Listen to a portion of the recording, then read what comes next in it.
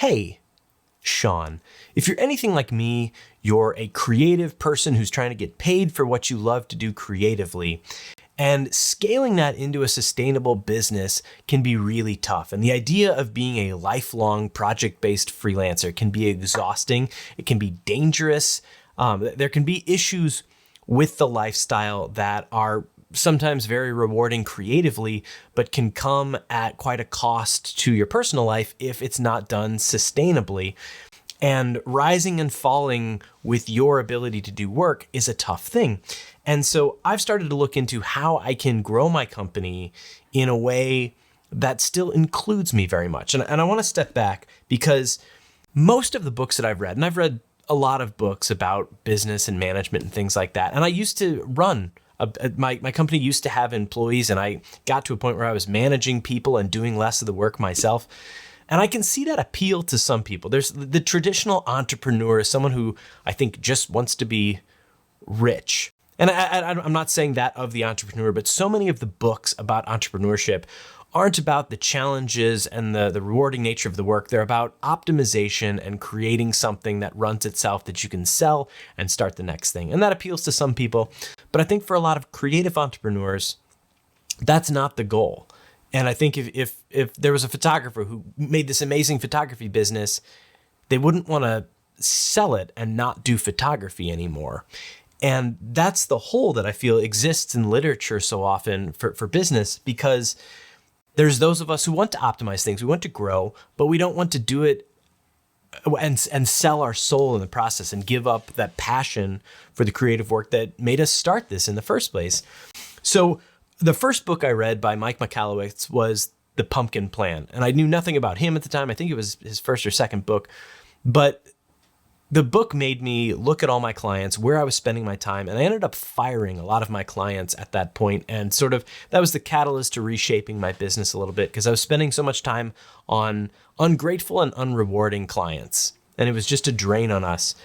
And then by focusing my time on the clients that were rewarding and not spending my time on the unhealthy clients, the business grew. The business grew, and it was more rewarding, happier work. The next book I read was a few years later, Profit First. And I've made a few videos about Profit First, but because of Profit First, I was able to redesign my business and the finances of the business to be more responsible, more sustainable. And solely because of that, did I financially survive the pandemic as a company.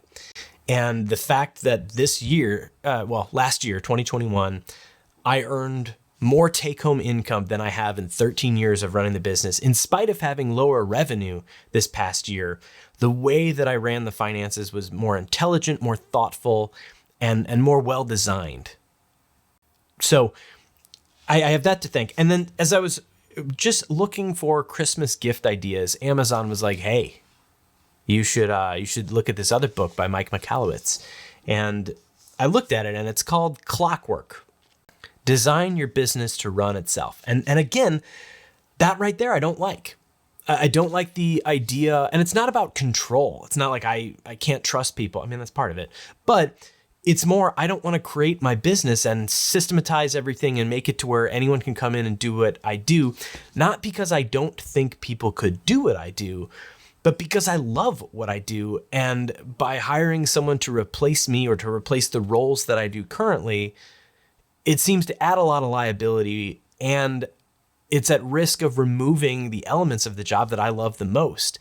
And so I approached this skeptically, and I'm not done yet. I'm about halfway through. And so anticipate me making a video at the end of this book, and then again in about a year after finishing the book, to see what changes stuck and what was useful.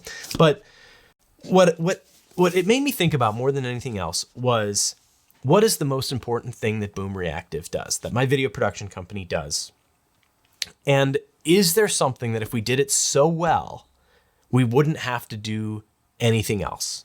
And as stealing his example that he's given in some of his talks and stuff before, is invoicing.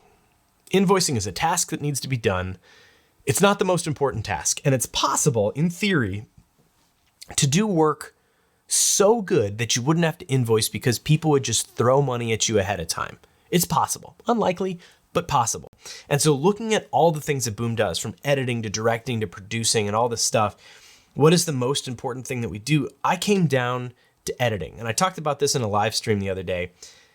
I thought the way that I edit stuff together is what really makes us special. And the way that there's been examples of me taking a hot pile of garbage footage and coming up with something out of that I'm proud of and that I think tells a story is something that I've got a lot of practice at and I think makes us unique. But the inherent flaw there is I can't edit so good that I could save any project. There are projects that are just garbage footage and garbage stories that no amount of editing can save and tell the story that was intended. And so I shifted to understand that directing is the most important thing I do. And so often it is linked to editing because I edit most projects by myself, especially the first few passes. And I've got the communication with the client. I understand what they're looking for. I've had that conversation.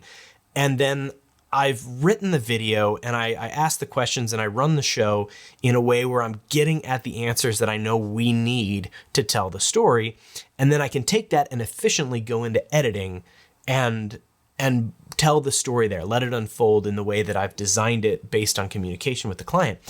And trying to separate these things into roles that I could potentially not necessarily delegate to someone, but that I could close off and isolate to say this job is a job. And sometimes I do it, maybe sometimes someone else does it. But so much of what I do, I feel like is so messy and linked that it's difficult for me to separate that. And I think there's a true value. There's a strength in having taking the time to do the analysis, to say, what do you do? What do you do that's special? And what is the most important thing that you do? Because there is something that is more important than everything else. And for me, it came down to directing. And not me directing, but directing. And I've got a project that right now that we're doing with my buddy Sean Kirkland, and he and I have this budding relationship. But we approached the project and it made so much more sense for him to direct it. It was within his expertise. And by shifting the business, and this is so much of what this is about, by shifting the business to support the most important thing. If everyone understands the most important thing we do is direct, then the editing gets easier, the production gets easier, and if everyone's in the mindset of knowing that whatever I do needs to make whoever is directing have all the focus they need. Because I can say from experience, the videos that I do that are bad are when I run out of time, when things are on too tight of a schedule. And that's not the fault of production or pre-production, but when it goes wrong, and you're doing things with a small crew, so often whoever's directing has to shift their focus from directing to problem solving and maybe helping set up lights and cameras and stuff like that. And when I'm doing it all myself, if I don't have the amount of time that I want, then I'm in this spot where I have to sacrifice something and I have to push record, but it's not the most important thing. The most important thing is directing. And by having a team understand, hey, whoever's directing, whether it's Sean, other Sean, or someone else, we need to do everything we can to support that person. And if that means doing a better job of pre-production and scheduling and leaving more time, then that's what it means. But to just say we need to produce this better doesn't do anything. We need to know that we're producing this better to leave room for the director, to leave room for whoever wrote the piece, whoever had the understanding with the client. That's what's going to matter, and that's what we need to serve. And so as I'm looking at how do I take my business, and sure, it's easy to say bookkeeping. Yeah, I'll delegate, but I'll hire someone to do bookkeeping, and it'll clear my plate a little bit so I can focus on other things. It's not a huge chunk of time right now, so it's not that much of a save for there's things like that where it's easy to say, like, well, marketing. I'll have a marketing person come in and they'll run the website rather than the stuff I do myself. It's easy to look at those things, but to start to take the core of the business and say, could I trust production to somebody? And the short answer is yes, I could. And yes, I should. How do I do that in a way that doesn't sacrifice the client communication that is so pivotal to the proper direction, which is so pivotal to the editing? So many of these things are linked.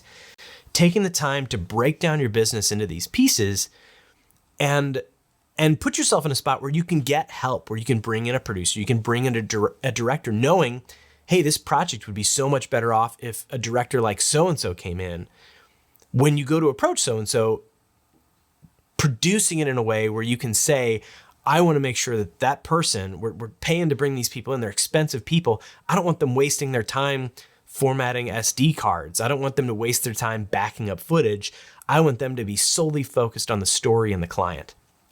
So taking the time to do this has been pivotal for me. And if you're thinking about doing this, I recommend the book. Already the first half has proved worth it to me. If I don't get to the point where I can hire anyone to help me, by just looking at my systems and trying to separate them a little bit and learn where the borders are and refocus them all to say which one's the most important and how do I do the others in a way that makes the most important one even better, that has been invaluable. And as I have a few projects coming up, it's already shifted things a little bit to where I know that the people who are going and filming these things, I'm not even going to be there, but I know there's things that I can do beforehand and during it from abroad that will help them focus on what needs to be focused on in the moment.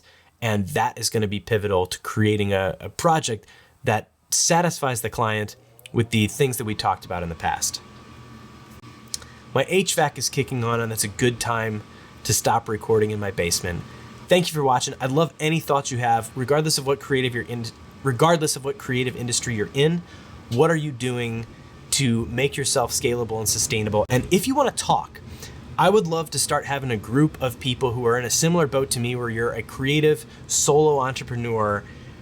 I want to have a group of people that we can have a discussion and help each other out. And so if you would be willing to be a part of that, throw your name in the comments or reach out to me via email, because I would love to get us together on a semi-regular video call or something, just to chat about the problems that we're having and what we're doing to address them so we can learn from each other. Just like maybe you learned something from this video and that I learned from this book and all the other videos that I watched from the people I watched them. So thank you for watching this video, especially if you made it this far. It means a whole lot to me. That's all I got. See you later. Bye.